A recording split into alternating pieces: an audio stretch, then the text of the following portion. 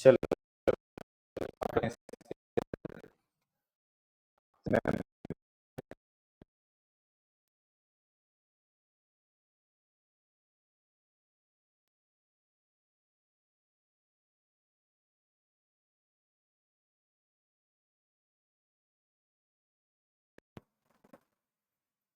Cell membrane, जो cell membrane के लिए मॉडल दे रखे थे उसके लिए अपन बात करेंगे, और साथ साथ में बात करेंगे इसके अंदर फॉस्फोलिपिड की, कोलेस्ट्रॉल की, ठीक है, और थोड़ा बहुत ग्लाइकोलिपिड की। ठीक है भाई, ये बात समझ में आ गई, ये चीज अपन बात करें। तो अपन स्टार्ट करते हैं सेल मेम्ब्रेन। अब देखो सेल मेम्ब्रेन की जब अपन ने बात करी थी,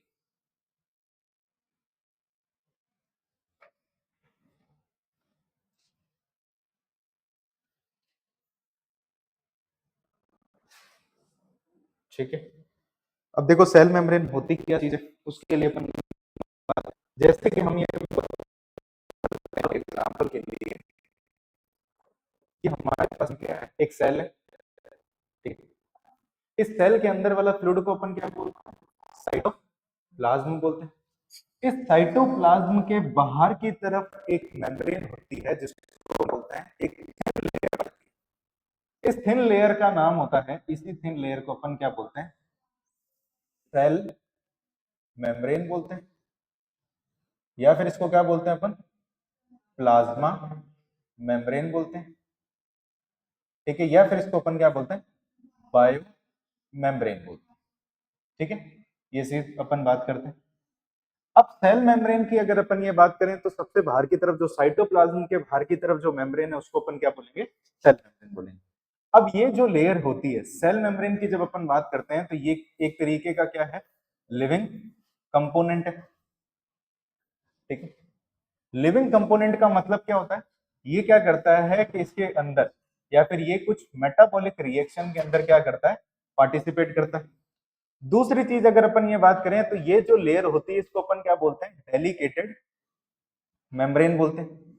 डेलिकेटेड मेम्ब्रेन का मतलब ये होता है कि ये इजीली क्या हो जाती है, ब्रेक हो जाती है, ठीक है ना, इसको अपन क्या कर सकते हैं, इजीली ब्रेक हो सकती है, ठीक है। दूसरी अपन ये बात करते हैं कि ये एक तरीके की क्या है, यूनिवर्सल लेयर है। यूनिवर्सल लेयर का मतलब क्या होता है, ये प्रेजेंट होती है दोनों के अंदर, प्रोकैरियोट और यूकैरियोट, तो present in both prokaryote and eukaryote. इतनी बात समझ में आ गई। तो ये कुछ नेचर, अगर इसके अपन नेचर की अपन बात करें,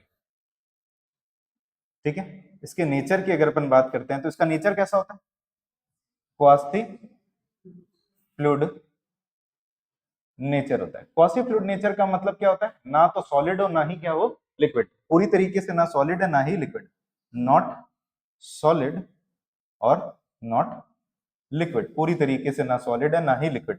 तो अगर इसको एग्जांपल से समझना हो तो अपन ये समझ सकते हैं जस्ट लाइक हनी, या फिर ऐसे मान सकते हैं जस्ट लाइक हनी। इतनी बात समझ में आ गई। तो हनी की तरह होती है। अगर इसके अपन एक और चीज की अगर अपन बात करें तो ये किस, ये नेचर जो होता है इसके साथ साथ में ये किस तरीके की होती है, सेलेक्टिवली परमिएबल। तो ये होती है सेलेक्टिवली परमिएबल होती है। अब सेलेक्टिवली परमिएबल का मतलब क्या होता है, कुछ मॉलिक्यूल आएंगे और कुछ मॉलिक्यूल ही जाएंगे। तो अगर अपन ये बात करें, जैसे मान लो कि ये हमारे पास में सेल है, इस सेल के बाहर की तरफ अगर मान लो कि ये सोडियम आयन है, ठीक है, ये सुक्रोज है या फिर शुगर है या फिर ये मान लो वाटर, ठीक है। अब सेल को पानी की जरूरत है तो पानी भी चला जाएगा, सोडियम की जरूरत है तो सोडियम भी अंदर जाएगा, और शुगर की जरूरत है तो शुगर भी जाएगा। लेकिन एनसीईआरटी के अंदर कहीं कहीं जगह पे क्या लिख रखा है, सेमी परमेबल भी लिख रखा है। सेमी परमेबल का मतलब होता है सिर्फ और सिर्फ कौन जाए, सॉल्वेंट मॉलिक्यूल जाए। तो सेमी परमेबल का मतलब ये होता है, सेमी परमेबल का मतलब है ओनली सॉल्वेंट मॉलिक्यूल। और सॉल्वेंट के इतनी बात समझ में आ गई? तो पहली ये चीज हो गई अपने पास में। अब जैसे कि अगर अपन ये बात करते हैं कि इस मेम्ब्रेन के अंदर दो तीन चीज,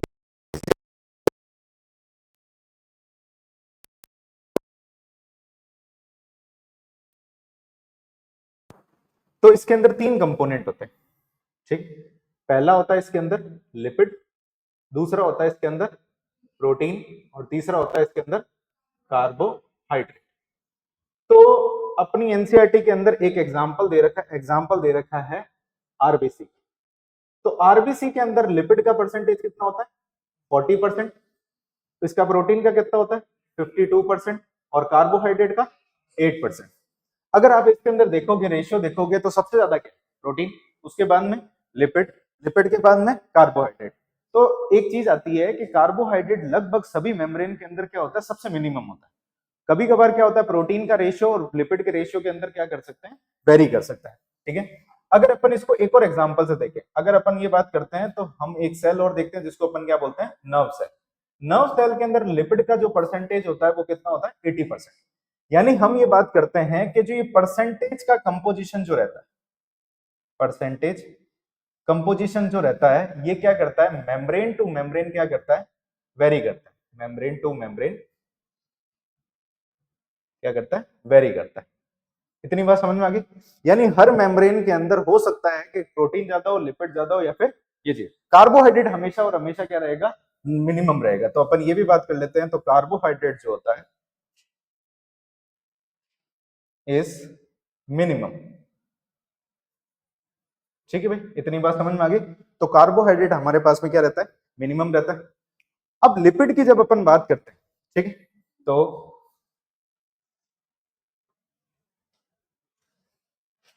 चल अब लिपिड को देखो। अगर अपन लिपिड की बात करें, तो लिपिड जो होता है तीन प्रकार से प्रेजेंट होता है, थ्री टाइप का होता है। एक होता है इसके अंदर फॉस्फोलिपिड, एक होता है इसके अंदर कोलेस्टेरॉल, और एक होता है इसके अंदर ग्लाइको।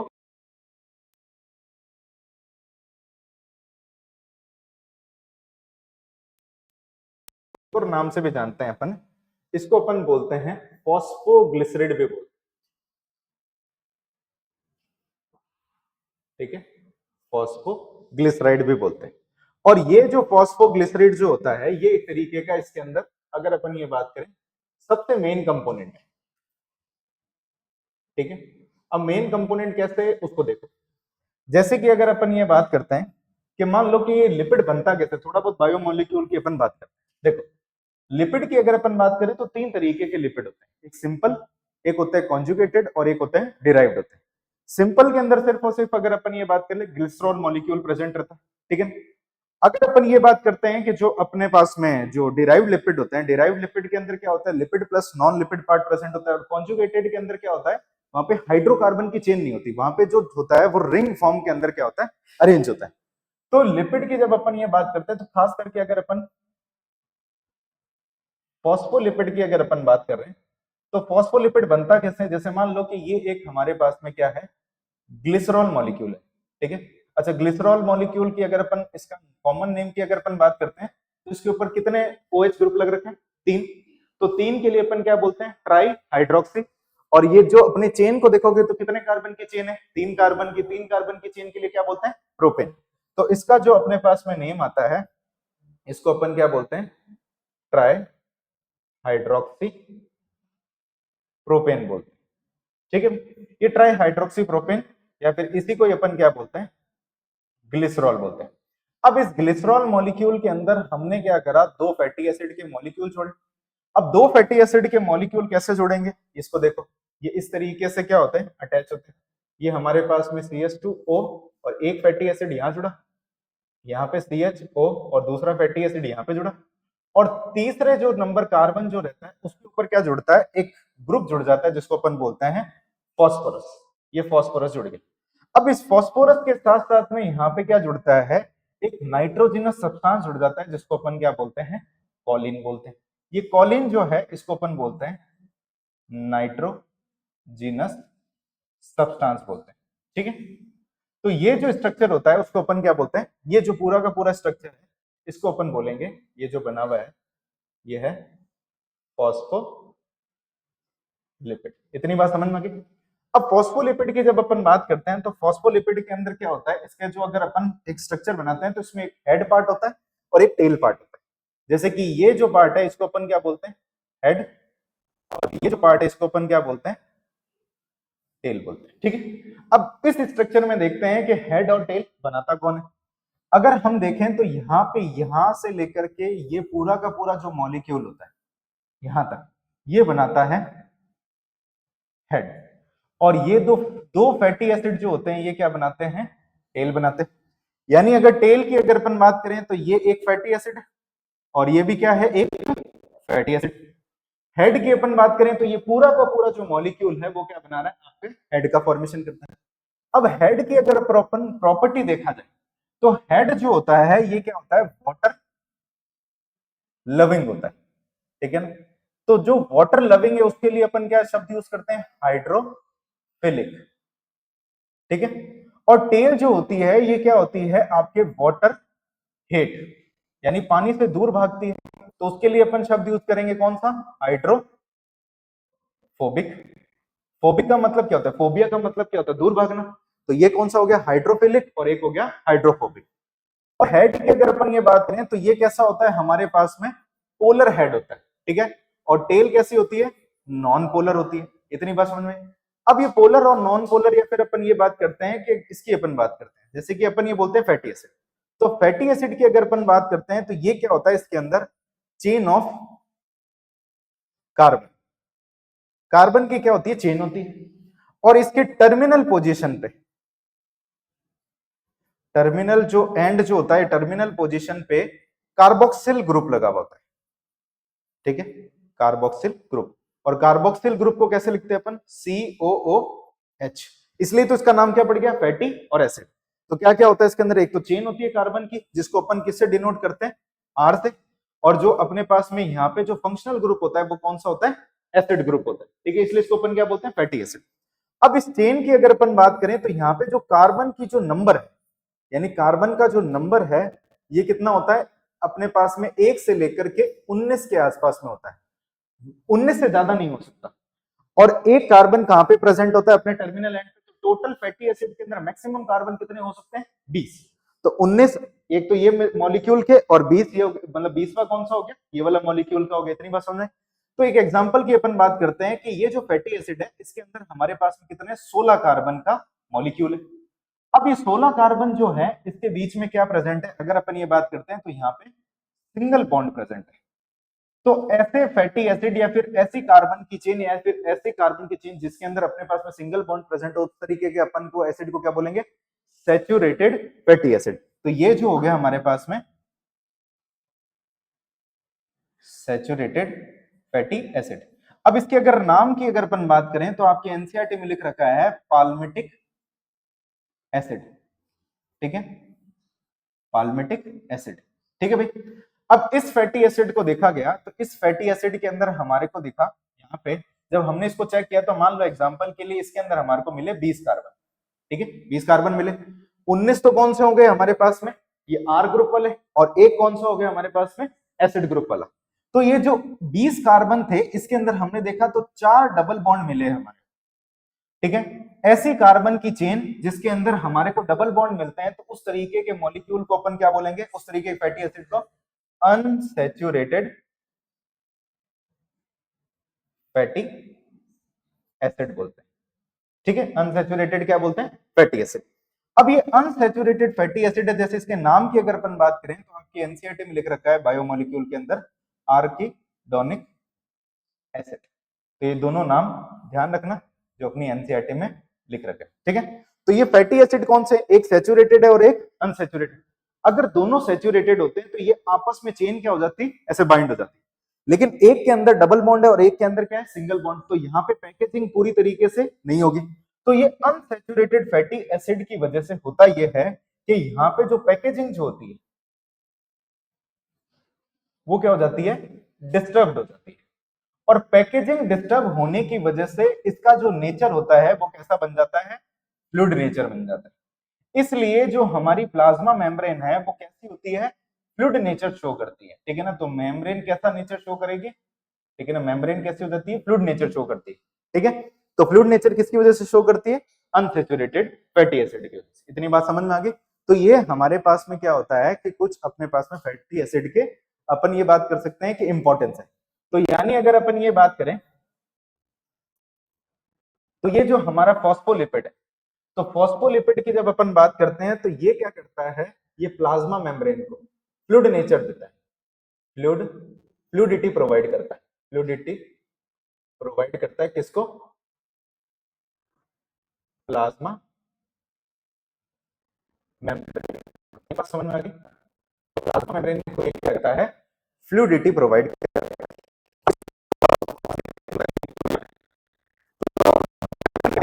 अगर अपन ये बात करें तो मेन कंपोनेंट कौन सा होता है यहाँ पे, जो अपने पास में फॉस्फोलिपिड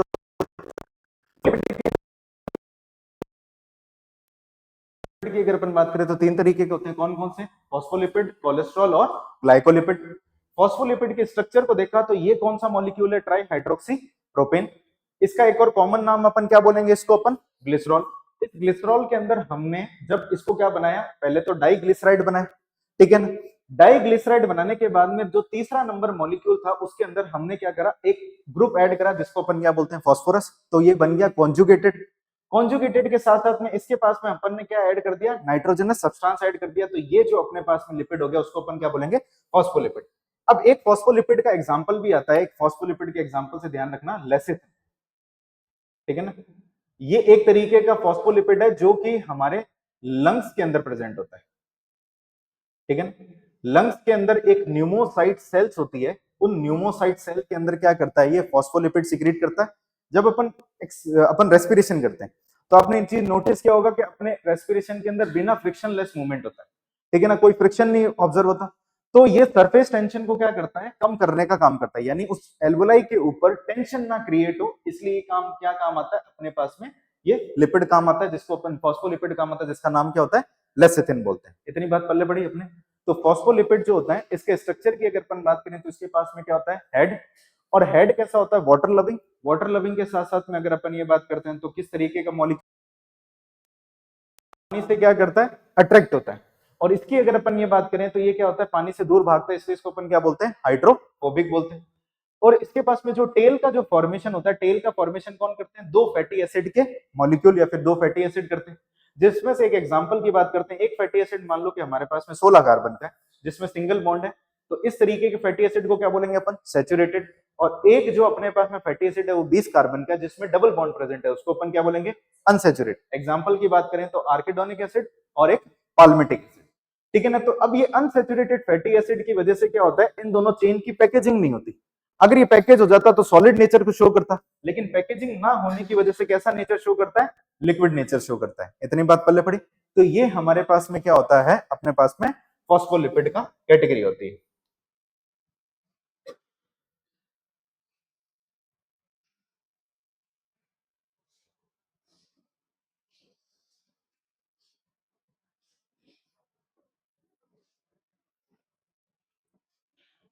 चलो भाई, अब इसके बाद में बात करते हैं अपने,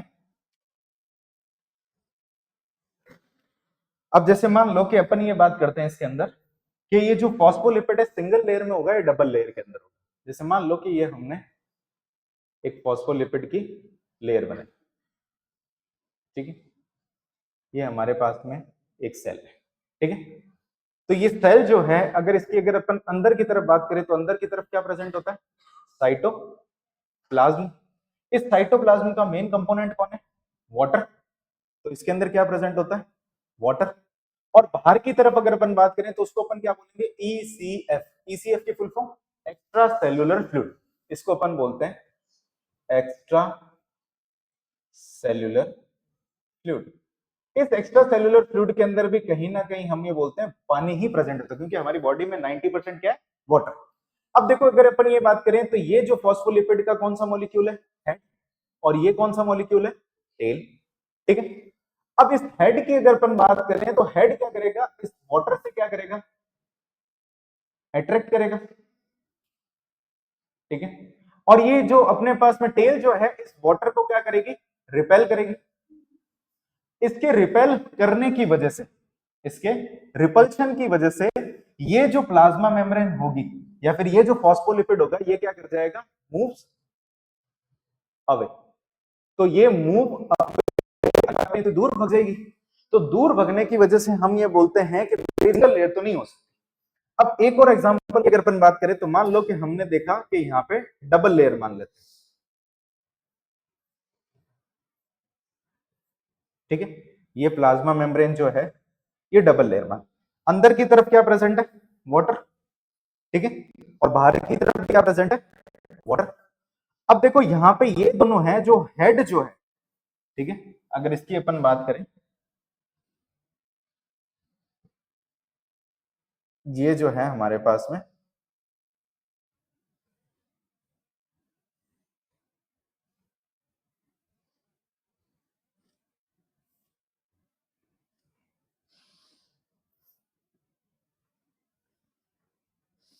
ठीक है, ये देखो ये जो ग्रीन से बना रखा है ये क्या है, हेड। अब आप मेरे को ये बताओ कि हेड कौन सी तरफ है, आउटर या इनर, आउटर, यानी पानी की तरफ है, दोनों की तरफ अगर अपन बात करें दूर है तो अपन ये बोलते हैं हेड जो होता है वो कहां पे होता है, आउटसाइड। और वहीं अगर अपन इस टेल की अगर अपन बात करें, ठीक है ना, वो टेल कहां पे होती है, इनसाइड, ये टेल जो है वो है इनसाइड। अब कोई मेरे को बताएगा कि अगर यहाँ पे डबल मेम्ब्रेन है तो टेल को इनसाइड क्यों रखा, एक्वस एनवायरनमेंट से प्रोटेक्ट करने के लिए, वो तो लाइन आपको याद है कैसे करेगा, ठीक है।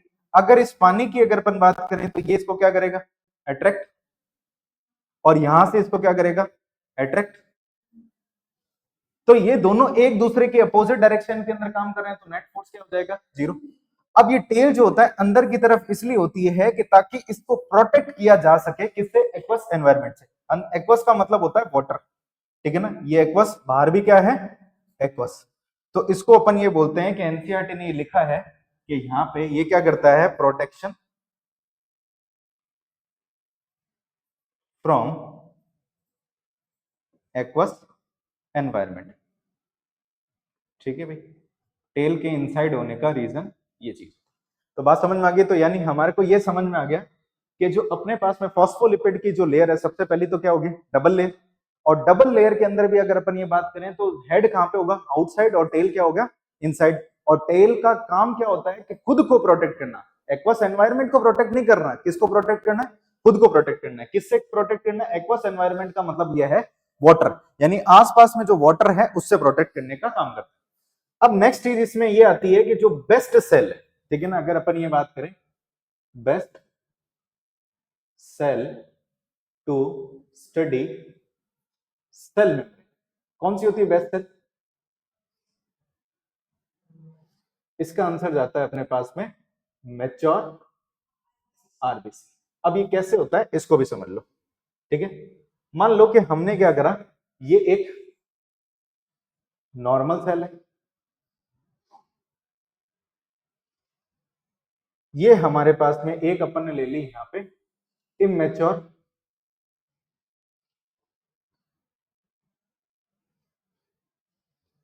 आरबीसी, ठीक है, और एक अपन ने ले ली मैच्योर आरबीसी। मैच्योर आरबीसी का शेप कैसा होता है, बाइकॉन्केव, ये हमारे पास में है मैच्योर आरबीसी। अब देखो अगर अपन इसकी अपन बात करें तो नॉर्मल सेल के पास में ये सबसे बाहर वाली जो लेयर है उसको अपन क्या बोलेंगे, सेल मेम्ब्रेन, ये जो है सेल मेम्ब्रेन। इसके पास में भी क्या है, सेल मेम्ब्रेन, और इसके पास में भी क्या है, बाहर की तरफ सेल, तीनों के पास में सेल मेम्ब्रेन है। अगर इसके अंदर की अगर अपन बात करें तो इसके पास में क्या होता है, न्यूक्लियस, और न्यूक्लियस के बाहर की मेम्ब्रेन को क्या बोलते हैं, न्यूक्लियर मेम्ब्रेन।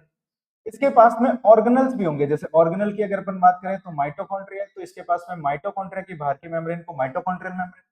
इसके बाहर की तरफ एक ऐसा स्ट्रक्चर होता है रेटिकुलर स्ट्रक्चर, जिसको अपन बोलते हैं एंडोप्लाज्मिक रेटिकुलम, जिसको अपन बोलते हैं एंडोप्लाज्मिक मेम्ब्रेन। तो ऑर्गेनल प्रेजेंट है तो ये भी। इसकी अगर अपन बात करें तो इमेच्योर आरबीसी के पास में भी क्या होता है, न्यूक्लियस, तो इसके बाहर की मेम्ब्रेन को न्यूक्लियर मेम्ब्रेन। ऑर्गेनल प्रेजेंट होते हैं तो ऑर्गेनल प्रेजेंट है तो इसको अपन बाहर की मेम्ब्रेन को क्या बोलेंगे, माइटोकॉन्ड्रियल मेम्ब्रेन, और भी दूसरे ऑर्गेनल। अब देखो क्या होता है कि, और इसकी अगर अपन बात करें मैच्योर आरबीसी की खास बात क्या होती है, इसके पास में क्या होती है, ये इन्यूक्लिएटेड होती है, ठीक है। इन्यूक्लिएटेड का मतलब ये होता है कि जब इसका मैच्योरेशन होता है, ये यहां से यहां जाती है, तो ये क्या कर देती है, अपने न्यूक्लियस को ये क्या कर देती है, लूज कर देती है, जिसको अपन ये बोलते हैं डिवॉइड ऑफ न्यूक्लियस बोलते हैं। ये अपने न्यूक्लियस को क्या कर देती है, हटा देती है। और साथ साथ में इस मैच्योर आरबीसी के अंदर क्या होते हैं, कोई भी सेल ऑर्गेनल नहीं होते, नो सेल ऑर्गेनल, कोई भी सेल ऑर्गेनल नहीं प्रेजेंट होता। ठीक है, अब जब अपन क्या करते हैं कि इसके ऊपर मान लो कि अपन ने ये तीनों सेल के ऊपर केमिकल डाला, इसके ऊपर मान लो कि हमने क्या करा, इस सेल मेम्ब्रेन को आइसोलेट करने के लिए, for isolation of cell membrane, इस सेल मेम्ब्रेन को आइसोलेट करने के लिए हमने क्या करा, इसके ऊपर केमिकल डाला। ठीक है ना, इसके ऊपर अपन ने क्या करा, कुछ केमिकल डाला। तो जब अपन केमिकल डालेंगे तो इसके अंदर से सारी की सारी जो मेम्ब्रेन होगी वो आइसोलेट हो जाएगी। ठीक है ना, जैसे मान लो कि ये टेस्ट ट्यूब है, इस टेस्ट ट्यूब के अंदर जब हमने केमिकल डाला तो उसके अंदर हमारे को कौन सी मिलेगी, यहाँ पे सेल मेम्ब्रेन भी मिलेगी। ठीक है ना, और अगर अपन ये बात करें तो इसके अंदर हमारे को माइटोकॉन्ड्रियल मेम्ब्रेन भी मिलेगी। ठीक है ना, न्यूक्लियर मेम्ब्रेन भी मिलेगी। तो यहाँ पे जो अपन ये बात करते हैं आइसोलेशन जो होगा उसके अंदर स्टडी क्या हो जाएगी, डिफिकल्ट, क्योंकि आइसोलेशन अपन ढंग से कर नहीं पाए। तो यहाँ पे क्या हो जाएगा, अपन को पता नहीं चलेगा कि कौन सी मेम्ब्रेन क्या चीज का कंपोनेंट है। इसके अंदर सेम यही कंसेप्ट लगेगा। तो जब इसको अपन ने निकाला तो इसके अंदर भी अपने को क्या क्या मिलेगा, अलग अलग मेम्ब्रेन मिलेगी। इसके अंदर भी हमारे को क्या मिलेगी, सेल मेम्ब्रेन, माइटोकॉन्ड्रियल मेम्ब्रेन और न्यूक्लियर मेम्ब्रेन, और दूसरे भी जो भी सेल ऑर्गेनल होगा उसकी मेम्ब्रेन। लेकिन जब अपन ये बात करते हैं कि हमने जब ये मैच्योर आरबीसी की आइसोलेशन करा, तो इसके आइसोलेशन से क्या मिला हमारे को, सिर्फ और सिर्फ अपने को क्या मिलेगी, यहाँ पे जो मेम्ब्रेन मिलेगी वो कौन सी मिलेगी, सेल। इसलिए बेस्ट सेल कौन सा हो गया हमारे पास में, मैच्योर आरबीसी हो गया। इतनी बात पहले पड़ी। तो मैच्योर आरबीसी क्यों है, उसका रीजन समझ में आ गया कि किस तरीके से अपन मैच्योर आरबीसी को अपन यूज करते हैं। तो ये जो होता है हमारे पास में आरबीसी के लिए होता है।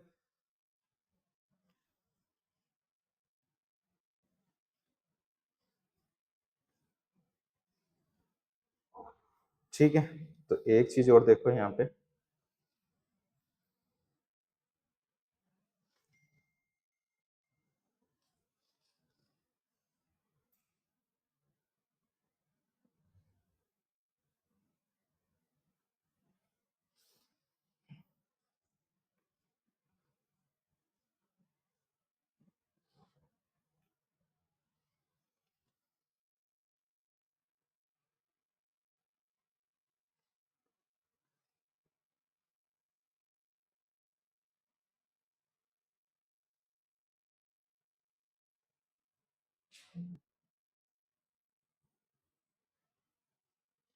खाली पेज है क्या, इसको खाली पेज, ये तो समझ में आ गया ना, इसको मिटा दूं क्या, ठीक है इसको मिटा दूं। अच्छा हाँ,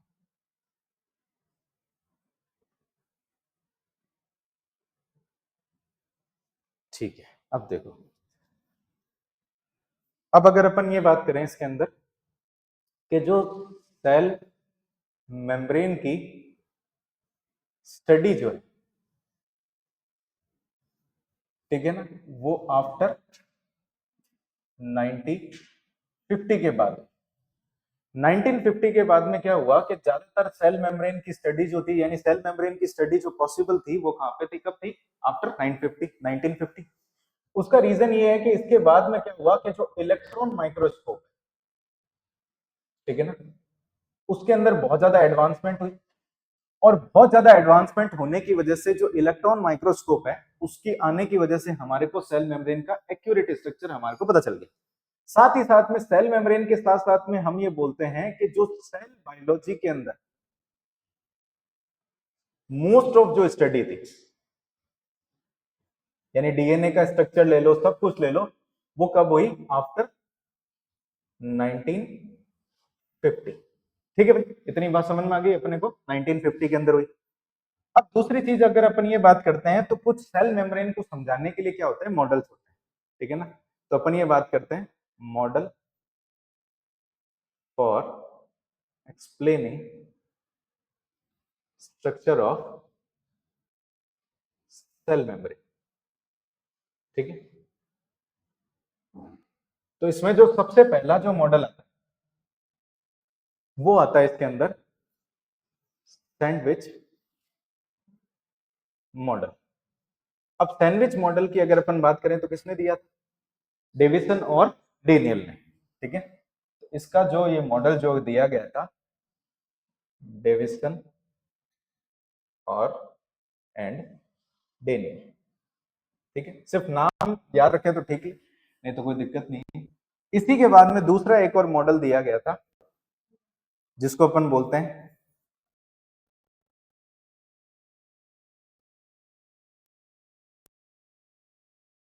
मेम्ब्रेन मॉडल। किसने दिया था? रॉबर्टसन।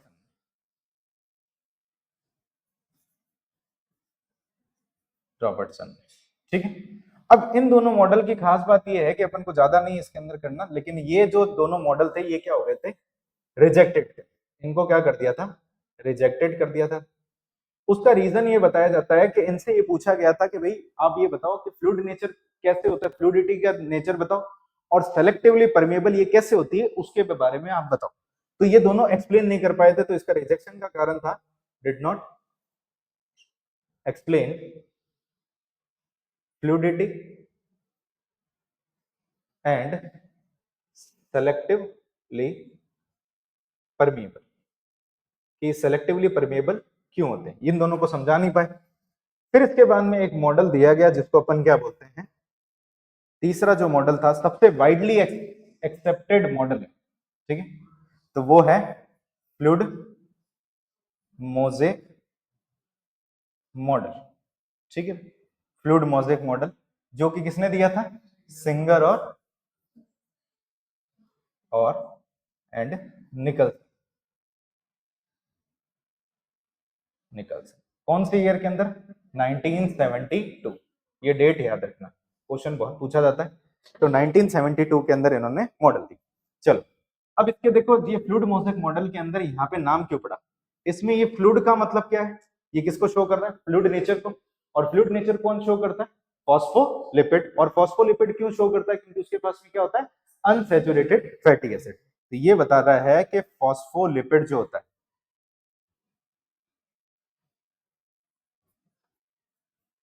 फॉस्फोलिपिड जो होता है वो फ्लूइड नेचर शो करता है। और मोज़ेक का मतलब क्या है? प्रोटीन जो होता है इसके अंदर बिखरे हुए फॉर्म के अंदर होता है। तो अगर अपन ये बात करें तो यहाँ पे मोज़ेक का मतलब होता है प्रोटीन जो होता है बिखरा हुआ होता है, स्कैटर्ड। ठीक है, तो अब इसको ये देखो, ये अपने पास में है फ्लूइड मोज़ेक मॉडल। अब फ्लूइड मोज़ेक मॉडल की अगर अपन बात करें तो किसने दिया था? सिंगर और निकल्सन ने। ठीक है, 19 के अंदर।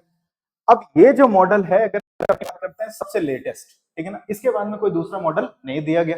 क्यों नहीं दिया गया? जब अपन इस मॉडल को समझेंगे तो इन्होंने सारी चीजों को क्या करा था? सही तरीके से समझा रखा था। और अगर मान लो कि आज के इन्हीं का ही इंप्रूवमेंट होगा, नया मॉडल आने के चांसेस कम। तो सबसे मोस्ट वाइडली एक्सेप्टेड मॉडल है। लेकिन ये चीज ध्यान रखना, ये क्वेश्चन कई बार पूछ रखे हैं। तो सबसे ज्यादा एक्सेप्टेड मॉडल कौन सा है? Fluid mosaic model. अब इस मॉडल के अकॉर्डिंग इन्होंने क्या बोला था कि जो प्रोटीन जो होता है वो अरेंज होता है फॉस्फोलिपिड लेयर के अंदर एज ए मोज़ेक पैटर्न। बिखरे हुए के अंदर क्या होता है? स्कैटर्ड पैटर्न के अंदर प्रेजेंट होता है। जैसे कि इसने एग्जांपल के लिए बता रखा है, जैसे ये सी है। अब इस सी किसको बता रहा है? तो सी जो बताता है फॉस्फोलिपिड।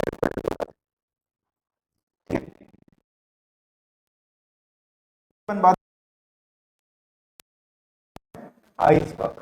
तो यानी यहाँ पे ये बोल भी रखा है जो प्रोटीन जो होता है वो क्या होता है? Iceberg in the sea of phospholipid. तो ये सी जो है उसके अंदर ऐसे आपको छोटे छोटे से क्या मिलेंगे, या फिर छोटे या बड़े आपको क्या मिलेंगे? आइसबर्ग मिलेंगे। और आइसबर्ग किसको आपको शो कर रहा है? Protein molecule. ठीक है, दूसरा एग्जांपल ये देखो, जैसे कि ये बता रखा है इसको खाना मत।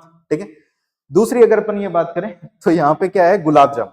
तो यहाँ पे जो गुलाब जामुन है वो क्या है? प्रोटीन। तो अभी कभी भी हलवाई की दुकान पे जाओ तो आपको क्या बोलना है? प्रोटीन दे दो। क्या दे दो? प्रोटीन। और प्रोटीन का मतलब क्या होता है? गुलाब जामुन। ठीक है ना। अच्छा, एक प्रोटीन से भी याद है, आपने एक वो स्पंज वाले रसगुल्ले खाए? ठीक है ना, वो स्पंज वाले रसगुल्ले जो होता है ना एक्चुअली में प्रोटीन होता है। लेकिन हालांकि उसमें क्या होता है? चाशनी थोड़ी कम होती है। तो यहाँ पे अगर अपन ये बात करते हैं, और ये किसमें कंसेंट्रेटेड होते हैं? सॉल्यूशन के अंदर। और सॉल्यूशन किसका होता है? फॉस्फोलिपिड का, जिसको अपन क्या बोल रहे हैं? शुगर। तो यानी ये जो बीच में जो दिखाई दे रहा है ये क्या है? शुगर है, जो कि एक तरीके का क्या है? सॉल्यूशन है। और ये सॉल्यूशन किसको रिप्रेजेंट कर रहा है? फॉस्फोलिपिड को रिप्रेजेंट कर रहा है। ठीक है भाई, इतनी बात समझ में आ गई। और ये जो आपको बढ़िया बढ़िया वाले जो गुलाब जामुन है ये किसको रिप्रेजेंट कर रहे हैं? अपने प्रोटीन को। ठीक है, तो इसका एक्सप्लेन करने का तरीका ये था कि फ्लूइड मोज़ेक मॉडल के अंदर कि ये जो सी है उसके अंदर जो आइसबर्ग है वो किसको शो कर रहा है? प्रोटीन को। और जो खुद सी है वो किसको शो कर रहा है? फॉस्फोलिपिड को। और यहाँ पे भी क्या कर रहा है? ये आपके प्रोटीन को शो कर रहा है और साथ में जो शुगर सिरप है या फिर शुगर सॉल्यूशन जो है उसको किसके अंदर शो कर रहा है? ये आपके फॉस्फोलिपिड को शो कर रहा है। ठीक है, तो ये कुछ खास बात है इसके फ्लूइड मोज़ेक मॉडल। अब फ्लूइड मोज़ेक मॉडल के अंदर जो सबसे पहला जो कंपोनेंट जो रहता है वो होता है फॉस्फोलिपिड, जिसके बारे में हमने थोड़ा बहुत देखा। अभी इसके अंदर अपन और बात करते हैं। तो ये है हमारे पास में फ्लूइड मोज़ेक मॉडल, ये एनसीईआरटी का डायग्राम। अभी एनसीईआरटी के डायग्राम की खास बात ये है कि आपकी एनसीईआरटी में दे रखा है कलर डायग्राम। ठीक है, और आपसे नीट के अंदर पूछेगा ब्लैक एंड व्हाइट। अब ब्लैक एंड व्हाइट में क्या होता है? लेबलिंग समझ नहीं आती, तो आपके एनसीईआरटी में जो भी लेबलिंग है उसको लगा लो इंपॉर्टेंट। जैसे जो आप एनसीईआरटी लेकर के आए हो इस डायग्राम की अच्छी तरीके से इंपॉर्टेंट लगा लो, क्योंकि इसमें पूछा जाता है। जैसे इसमें कुछ मैंने लेबलिंग कर भी रखी है, जैसे इसको समझ लो पहले। देखो, अगर अपन ये बात करें तो इस मॉडल के अंदर आपको ये दिखाई दे रहा होगा, जैसे कि अगर अपन ये बात करें, ये देखो, ये जो दिखाई दे रहा है ये क्या है? हमारे पास में फॉस्फोलिपिड है। और जो फॉस्फोलिपिड किस फॉर्म में प्रेजेंट है? बाई लेयर की फॉर्म में प्रेजेंट है। ठीक है, साथ ही साथ में आपको दिखाई दे रही होगी ये आपके प्रोटीन होती है, इसको अपन बोलते हैं इंटीग्रल प्रोटीन।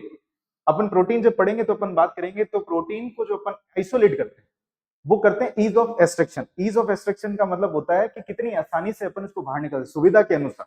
ठीक है, तो इंटीग्रल का मतलब होता है इनके बीच में फंसी हुई। अब कुछ प्रोटीन के मॉलिक्यूल और दिखाई दे रहे होंगे, जैसे ये प्रोटीन दिख रहा होगा आपको, ये भी अपने पास में क्या है? प्रोटीन का मॉलिक्यूल। ठीक है, और कुछ प्रोटीन जो दिख रही होगी आपको ये मेम्ब्रेन की आधी सरफेस पे दिख रही होगी। तो कुछ ऐसी प्रोटीन है जो बिल्कुल पूरी अंदर की तरफ धस रखी, और कुछ ऐसी प्रोटीन है जो थोड़ा सा बाहर की तरफ है। इस प्रोटीन को अपन बोलते हैं एक्सट्रिंसिक। अब इसका एक अपन ने यहाँ पे 2D डायग्राम बना रखा है। अब इसको देखो, ये क्या है हमारे पास में? दोनों के पास में हेड वाला मॉलिक्यूल है। हेड कौन सी तरफ है? Outer side. ये जो मॉलिक्यूल है अगर इसकी अपन बात करें, ये क्या है अपने पास में? ये है टेल। और टेल कहां पे है? इनसाइड। बात समझ में आ गई, जो अपन ने पहले प्रूव किया था। ठीक है, अब ये जो दिख रहा है ये भी क्या है? प्रोटीन। लेकिन ये प्रोटीन बाहर की तरफ है तो इसको अपन बोलते हैं एक्सट्रिंसिक प्रोटीन। ठीक है, और ये भी क्या है? एक प्रोटीन है। इस प्रोटीन की अगर अपन बात करते हैं तो ये पूरी की पूरी लेंथ के अंदर क्या है? ये पे धस रखी या फिर अंदर फंस रखी, इसको अपन बोलते हैं इंट्रिंसिक सिक प्रोटीन बोलते हैं। ठीक है, अब ये जो आपको दिख रखा है ये अपने पास में क्या है? कार्बोहाइड्रेट। ठीक है, और ये जो दिख रहा है ये भी क्या है? कार्बोहाइड्रेट है। यानी आप जब नोटिस करोगे तो कार्बोहाइड्रेट आपको दो चीजों से अटैच मिलेगा। एक आपको मिलेगा प्रोटीन इस लिपिड वाले पार्ट से, और एक मिलेगा इसको आपके प्रोटीन वाले पार्ट से। जब अपन आगे बात भी करेंगे, अगर आपका कार्बोहाइड्रेट, ठीक है ना, कार्बोहाइड्रेट आपका किससे अटैच है? आपके अगर मान लो लिपिड से भी अटैच हो सकता है, और कार्बोहाइड्रेट और किससे अटैच हो सकता है? आपके प्रोटीन से भी अटैच हो सकता है। ठीक है, अब देखो यहाँ पे देखो, इस प्रोटीन को अपन क्या बोलते हैं? ये आधी धस रखी है। ये जो होती है एक्सटर्नल प्रोटीन है। जैसे कि अगर अपन ये बात करते हैं ये एक्सटर्नल होगी, ये इंटरनल होगी, इंट्रिंसिक प्रोटीन। तो इसमें ये क्या होता है? ये इंट्रिंसिक प्रोटीन की भी जब अपन बात करते हैं ये कंप्लीटली बरीड है। कंप्लीटली बरीड का मतलब होता है बिल्कुल पूरी तरीके से धस रखी, तो इसको अपन ये बोलते हैं कंप्लीटली बरीड बोलते हैं। अब इस प्रोटीन को देखो, आधी ये बाहर की तरफ है, मतलब आधी ये अंदर की तरफ है और आधी ये क्या है? ये बाहर की तरफ है। इसको अपन क्या बोलते हैं? पार्शियली बरीड बोलते हैं। इतनी बात समझ में आई आपको कि ये कुछ स्ट्रक्चर होता है? और भी अपन बात करेंगे। अब देखो इस फॉस्फेट के बीच बीच में क्या होता है? ये येलो कलर का सब्सटेंस दिख रहा है, ये क्या है हमारे पास में? कोलेस्ट्रॉल। ठीक, तो इसी को आगे लेकर के चलते हैं। जैसे कि सबसे पहला जो कंपोनेंट है फॉस्फोलिपिड फ्लूइड मोज़ेक मॉडल का, सबसे पहले कंपोनेंट की अगर अपन बात करते हैं वो है लिपिड। ठीक है, तो लिपिड कितने तरीके का होता है? तीन। पहला कौन सा हो गया? फॉस्फोलिपिड। दूसरा कौन सा हो गया हमारे पास में? कोलेस्ट्रॉल। और तीसरा कौन सा हो गया? ग्लाइकोलिपिड। ठीक है, फॉस्फोलिपिड, कोलेस्ट्रॉल और ग्लाइकोलिपिड। देखो अब फॉस्फोलिपिड की अपन बात करते हैं। अच्छा मेरे को ये बताओ कि फॉस्फोलिपिड जो होता है वो क्या बनाने का काम करता है इसके अंदर? इसका स्केलेटन बनाने का काम करता है। तो फॉस्फोलिपिड की अगर अपन बात करें सबसे मेन कंपोनेंट है। मेन कंपोनेंट के साथ साथ में इसका काम क्या होता है, ये क्या करता है, स्केलेटन बनाने का काम करता है। स्केलेटन बोलो या फिर अपन ये बात करते हैं फ्रेमवर्क बनाने का काम करता है। और फॉस्फोलिपिड के अंदर ये अगर अपन ये बात करें इसका एक मेन फंक्शन और होता है, ये कैसा नेचर शो करता है अपने को, फ्लूइड नेचर शो करता है, यानी प्रोवाइड करवाता है फ्लूइडिटी। इधर से कई बार क्वेश्चन आ रखा है, लेकिन ये क्या प्रोवाइड करवाता है, फ्लूइडिटी। और फ्लूइडिटी क्यों आती है इसके अंदर, due to presence of unsaturated fatty acid. और अनसैचुरेटेड फैटी एसिड ऐसा क्या करते हैं, अनसैचुरेटेड फैटी एसिड का काम होता है पैकेजिंग को लूज करने का, या फिर इसकी वजह से क्या हो जाती है, पैकेजिंग लूज हो जाती है, ठीक है ना, जो डिफ्यूज पैकेजिंग हो जाती है, ठीक है। और ये अनसैचुरेटेड फैटी एसिड कैसा नेचर भी शो करते हैं, लिक्विड नेचर शो। अब एक चीज तो ये समझ में आ गई कि जो फॉस्फोलिपिड है मेन कंपोनेंट है, फ्रेमवर्क भी दे रहा है, स्केलेटन भी बना रहा है, लिक्विड नेचर भी शो कर रहा है। अगर ये पूरी तरीके से लिक्विड हुई तो ये तो खिंड जाएगी या फिर ब्रेक हो जाएगी, तो इसको स्टेबल भी तो करना पड़ेगा। तो स्टेबिलिटी के लिए कौन आएगा इसके पास में, दूसरा आएगा कंपोनेंट कोलेस्ट्रॉल। तो अगर दूसरे कंपोनेंट की अगर अपन बात करें, तो दूसरे फॉस्फोलिपिड की अगर अपन बात करें, वो क्या होता है अपने पास में, कोलेस्ट्रॉल, ठीक है। अब ये कोलेस्ट्रॉल क्या करता है, देखो कोलेस्ट्रॉल के अगर नेचर की अगर अपन बात करें तो ये जो होता है एक तरीके का, अपन ये बात करते हैं कॉन्जुगेटेड लिपिड है। तो कॉन्जुगेटेड लिपिड के अंदर जो फैटी एसिड की चेन नहीं होती, इसके अंदर क्या होता है, रिंग होते हैं। तो जब आप बायोमोलिक्यूल के अंदर देखोगे तो एक फोटो बन रखी है, जब बहुत सारे डायग्राम बन रखे हैं, तो उसके अंदर आपके ये कोलेस्ट्रॉल का डायग्राम बन रखा है जिसमें आपको 4 रिंग दिखाई देगी, 4 रिंग होते हैं। और इसके अंदर देखो पीछे ग्रुप क्या लग रखा है, ऑल। ऑल का मतलब क्या होता है, एल्कोहल, ठीक है ना। तो इसके अंदर कौन सा ग्रुप होता है, OH ग्रुप होता है। अब इस कोलेस्ट्रॉल की जब अपन बात करें तो ये एक तरीके का क्या है, रिजिड स्ट्रक्चर होता है, रिजिड नेचर का होता है। और रिजिड नेचर के साथ साथ में ये क्या करता है, गिव्स स्टेबिलिटी, ठीक है भाई, ये स्टेबिलिटी देने का काम करता है। तो देखो एक लिपिड का मॉलिक्यूल क्या कर रहा है, लिक्विड नेचर दे रहा है, और दूसरा मॉलिक्यूल क्या दे रहा है आपको, स्टेबिलिटी दे रहा है। इन दोनों मॉलिक्यूल के होने की वजह से प्लाज्मा मेम्ब्रेन कैसी हो जाती है, आपके फ्लूइड नेचर शो करती है। तो प्लाज्मा मेम्ब्रेन जो होती है वो शो करती है फ्लूइड नेचर। क्या इतनी बात समझ में आ गई आपको? अब खास बात यह कि जो कोलेस्ट्रॉल जो होता है, ठीक है, कोलेस्ट्रॉल सिर्फ और सिर्फ किस में प्रेजेंट होता है, यूकैरियोट्स में। तो ये चीज ध्यान रखना, ठीक है। तो कोलेस्ट्रॉल जो होता है ओनली प्रेजेंट इन यूकैरियोट्स। तो प्रोकैरियोट्स के अंदर कौन प्रेजेंट होगा, तो प्रोकैरियोट्स की जब अपन बात करते हैं तो प्रोकैरियोट्स में प्रेजेंट होते हैं होपेनॉइड्स, ठीक है, होपेनॉइड्स। इसलिए अपन ने ये बोला था कि ये जो मेम्ब्रेन होती है इसके अंदर क्या होता है, स्लाइड के अंदर क्या कर सकता है, वेरी कर सकता है, वेरी भी कर सकता है। और हमने ये भी बात करी थी यूनिवर्सल, यूनिवर्सल क्यों होती है, क्योंकि प्रोकैरियोट और यूकैरियोट दोनों में प्रेजेंट। लेकिन इसके अंदर नेचर क्या हो सकता है, कुछ कंपोनेंट इसके अंदर वेरी कर सकते हैं। तो ये हमारे पास में क्या होता है, इसका काम होता है। इतनी बात पल्ले पड़ी, बाकी चीजें अपन करते हैं कल।